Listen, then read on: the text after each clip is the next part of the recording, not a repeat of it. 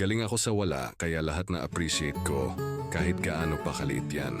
Minsan mapapaisip ka rin paano mo nakayanan lahat ng hirap at sakripisyo na dinaanan mo. There were nights na parang wala ng pag-asa. Days na feeling mo stuck ka na sa isang cycle na walang direksyon.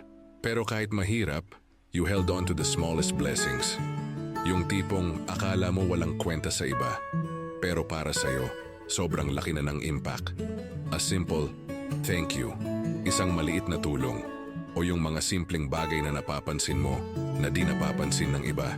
Kaya ngayon kahit gaano kaliit ang natatanggap ko, sobra pa rin ang pasasalamat ko. Sa totoo lang, hindi sa laki ng bagay na susukat ang halaga nito, kundi sa gratitude na natutunan mong i-cultivate sa puso mo. Every small win deserves to be celebrated.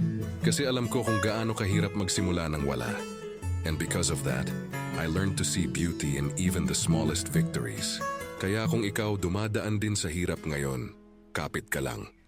Malay mo, isang maliit na biyaya na pala ang magiging dahilan ng mas malaki pang pagbabago. Kung relate ka sa pinagdaanan kong to, tandaan mo, may dahilan ng lahat. Walang masama sa magsimula sa wala. Ang mahalaga, marunong kang magpasalamat at magpatuloy.